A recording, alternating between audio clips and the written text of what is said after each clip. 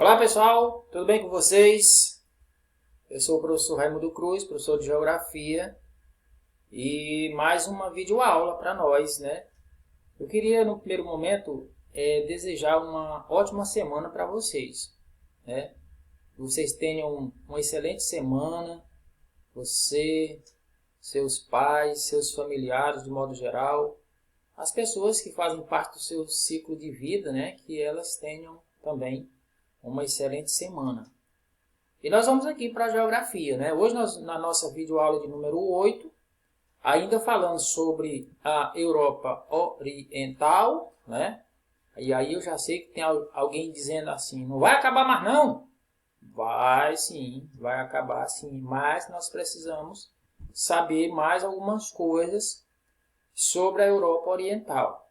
Lembra que nós falamos nas nossas aulas presenciais que nós precisamos saber de algumas coisas? Pois é, essas coisas nós estamos aprendendo agora, né? Nós não precisamos saber de todas as coisas, mas nós precisamos saber de algumas coisas. Já imaginou alguém, daqui mais alguns dias, pergunta para você aí, você andando por onde você passa, alguém pergunta para você, me diga aí pelo menos duas características da Europa Oriental. Ih, cara, e agora? Como eu vou saber, tá? Se você não aprender. Então, por isso que você precisa aprender algumas coisas para no momento em que você seja perguntado, né? Se acontecer esse momento, você sabe. Se não acontecer, tudo bem, tranquilo. Mas se acontecer esse momento, você sabe responder. Beleza?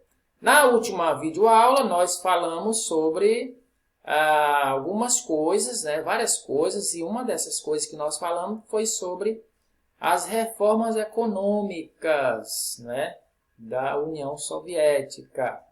Lembram que nós dissemos que a URSS era composta por um grupo, por um número de repúblicas, né? 15 repúblicas, e que depois essas repúblicas se desorganizaram, né? Deixaram de ser orientadas pela União Soviética ou pela União das Repúblicas Socialistas Soviéticas, tá certo? E passaram a ser países independentes. Nós vamos ver na frente ainda, né? Eu não sei se hoje ainda, mas para frente nós vamos falar ainda bastante sobre esses países independentes, ou a CEI, né? Comunidade dos Estados Independentes.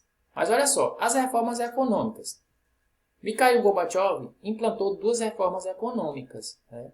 Falei de dois homens importantes na política da União Soviética, né? Mikhail Gorbachev e Boris Yeltsin. Foram grandes homens, não resta dúvida, né? Na política e na direção desse país. E essas duas reformas aqui, elas foram postas, né, para a população no governo de Mikhail Gorbachev. A perestroika, que significa reestruturação, tinha como objetivo principal a liberação gradual da economia, ok? Ele queria que a economia ela fosse liberada gradualmente, né, para os outros, inclusive para outros países, certo? As vendas. Porque, gente, olha, o país socialista, ele dentre outros critérios, dentre outros fatores, né? Dentre tantas outras coisas, ele é um país fechado. O país socialista é um país fechado, né? Os seus produtos eles são controlados pelo Estado e dificilmente eles vendiam para outros países ou compravam de outros países, né? Eram países fechados. E aí, uma das reformas de Mikhail Gorbachev era a liberação gradual da economia, inclusive para outros países, né? E outra, a perestroika também, ela visava conceder maior espaço à iniciativa privada. Olha só, isso aí era algo que não acontecia num país socialista, né? Conceder espaço à iniciativa privada. Por quê? Porque tudo era controlado pelo Estado. Então, iniciativa privada não tinha vez nos países socialistas. E aí Mikhail Gorbachev dá essa abertura para que a iniciativa privada, as empresas, né, particulares, pudesse ingressar no mercado aí da União Soviética. A outra reforma era a Glasnost, né? Já falamos um pouquinho também sobre a Glasnost, que significava transparência. Aliás, significa transparência, né? Tinha como objetivo principal conceder à população maior liberdade de expressão e participação política. Nos países socialistas também, a liberdade de expressão ela não existia, né? E nem a participação política. Um único partido, né? Comandado por uma única pessoa, possivelmente, né? Ou se não por uma única pessoa, mas controlada ali, né? Por um grupo muito pequeno. E a Glasnost ela visava liberar a liberdade de expressão, ou se não liberar, mas conceder parte, né, da população, e a participação política também das pessoas, ok? Essas reformas não alcançaram seus objetivos, nós já vimos isso também, né, aumentando, portanto, a crise do modelo socialista na URSS. E aí, em 1991, Boris Yeltsin, outro importante político soviético, em reunião com os presidentes da Ucrânia e de Belarus, declara o fim da URSS. Nós estamos falando das dificuldades da URSS, né, até 1990, 1991, e aí vem o esfacelamento, né, dessa URSS. Como eu já falei, o esfacelamento, né, as colônias se dissolveram, né, e literalmente a URSS também, porque a URSS eram essas repúblicas unidas, né, se elas se desfalecem, né, se elas se acabam no que diz respeito a repúblicas e passam a ser países independentes, aí acaba também a URSS, ok? Com a fragmentação da URSS, resultou a independência de vários países, alguns dos quais se uniram a um bloco econômico denominado de SEI, que eu já falei, né, em alguns momentos para vocês. Só dizendo a SEI, né, a SEI, Comunidade de Estados Independentes, mas nós vamos ter um momento de falar exclusivamente da SEI, né, Comunidade dos Estados Independentes. Mas aí, isso foi até 1990, 1991, esse esfacelamento, essa queda, esses problemas todos, né? Após 1990, 1991, né, o que acontece? A Europa Oriental tem outro momento, né? Antes e o depois, né? Nós vimos aqui só problemas até agora, né? Problemas, problemas e problemas, inclusive com a renúncia, né, de Boris Yeltsin e há muitas coisas difíceis ocorrendo aí, né, já agora na União Soviética, e que por isso nós estamos dizendo que até agora só problemas. E no pós-1991, será que as coisas melhoraram? De 1991 para cá, né, aproximadamente 30 anos atrás, será que melhoraram as coisas? Vamos observar aqui algumas questões relacionadas à União Soviética. Abertura de mercado aos investimentos estrangeiros. Foi dada uma abertura de mercado aos investimentos estrangeiros. Como eu disse, o país socialista ele era fechado, né? Ele não tinha essas aberturas aqui. E aí, após esse fim da URSS, é dada uma abertura de mercado aos investimentos estrangeiros, né? Pessoas de outros países poderiam ingressar na União Soviética e fazer os seus investimentos ali. Empresas, né, de outros países. E aí vem as privatizações também de empresas. Como eu disse, um país socialista ele é controlado pelo Estado, né? Não existia privatizações, o Estado controlava todas as empresas, eram as famosas estatais, né? Empresas do Estado, estatais empresas do Estado. Então, nesse pós-1990, 1991, aí entra a questão da privatização de empresas, né? Empresas que possivelmente não dariam resultado, né? Esse o objetivo de algumas autoridades, presidentes, né, primeiros ministros, governadores também, né, que alegam ter para poder fazer privatizações. No Brasil foi feito esse processo de privatizações, alegando-se que as empresas não tinham resultados positivos, né, tipo as telecomunicações, as empresas de energia, né, a Eletrobras, e outras empresas que foram privatizadas, né? Aqui no nosso estado nós tínhamos a empresa de águas, né, que foi privatizada, a de energia também, né, a telecomunicação também, todas foram privatizadas aqui no Brasil.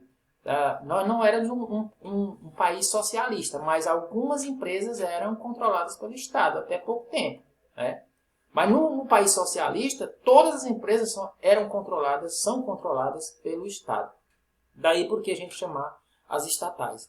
Tá? Então, começou a ocorrer a privatização de empresas, né? Empresas que não estavam dando resultado para o Estado, e aí na União Soviética foram colocadas aí à disposição para privatizações. Transição para o capitalismo. No regime socialista ou no socialismo, né, muitas coisas diferentes eram feitas, acontecem diferentemente do capitalismo. E aí houve uma transição, né? Inclusive um dos objetivos do capitalismo é a abertura de mercado, né? Os países vivem livremente, vende para quem quer, compra de quem quer, né? E aí as empresas se instalam nesses países ou saem desses países. Aí uma dança, né? de empresas. E aí, o que aconteceu, gente?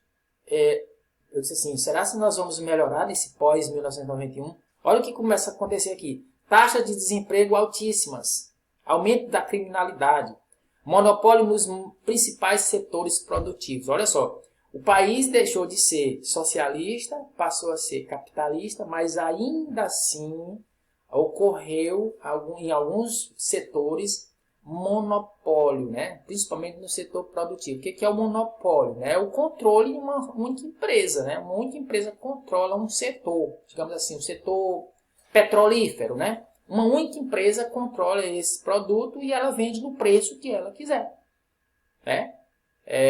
Eu lembro aqui, né, na nossa capital, há algum tempo atrás, já faz bastante tempo isso, tinha apenas uma empresa que fornecia gás, né? Gás de cozinha para as pessoas na nossa capital. E, gente, era uma dificuldade para você conseguir um botijão de gás. Terminava o seu gás, você saía correndo, no final de semana estava fechado, ou então durante a semana fechava ao meio-dia.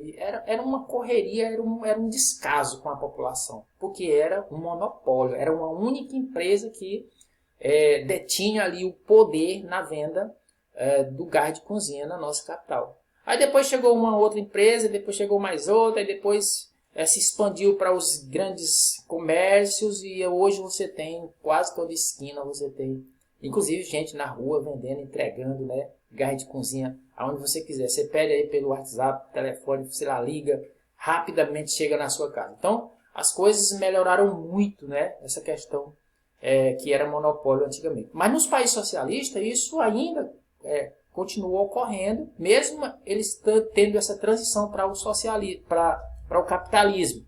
Mesmo assim, continuou o monopólio em alguns setores produtivos. Crescimento da desigualdade social, né? Número crescente de milionários, nós falamos já isso em uma das nossas videoaulas, né? Que no país socialista tinha um grupo de pessoas milionárias, que não era para acontecer isso, aí começa a descaracterizar a igualdade, né? Que é a marca dos países socialistas, era a igualdade. Então, se aparece um grupo de pessoas milionárias, né? Não existe mais a igualdade entre as pessoas. Nível altíssimo de pobreza, né? A região de Belarus, o mais baixo desenvolvimento socioeconômico do continente europeu. E até hoje, alguns países da Europa oriental apresentam dificuldades socioeconômicas, pessoal. Olha só, mesmo passando para o sistema capitalista, ainda assim passam por dificuldades. Ok? Então, olha só, expansão econômica da Rússia. A Rússia vem de uma crise do pós-socialismo, tá? Queda na qualidade de vida da população, aumento na taxa de mortalidade, grave recessão em 1998, isso a Rússia passou por várias situações difíceis, e Yeltsin decreta estado de moratória. Esse estado de moratória aqui é quando o país deixa de pagar todos os seus impostos, né? Chega uma situação que ele não vou pagar mais ninguém, né? Toda a dívida é cancelada, ninguém paga mais nada. Estado de moratória. E aí aconteceu isso com ele. Mas o que aconteceu? Ele renunciou logo após, né? E aí as coisas ficaram bem mais difíceis aí para a União Soviética. Nós vamos ficando por aqui, pessoal. Foi bom estar com vocês, né? Espero que vocês tenham aprendido algo muito especial nesse dia. Guardem aí algumas informações, né, sobre a União Soviética no pós-1991, né, essa questão dos países e tal e tal. Então, fiquem com Deus e até a próxima.